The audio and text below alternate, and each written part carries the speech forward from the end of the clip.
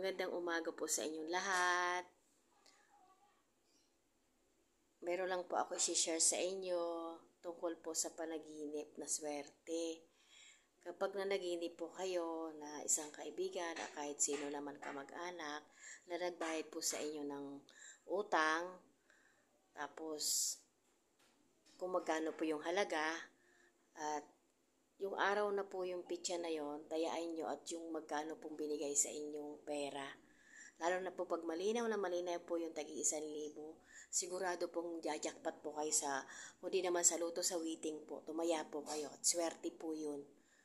Yung malinaw lang sa panaginip nyo, yung kitang-kita nyo talaga na nagbibilang ng pera.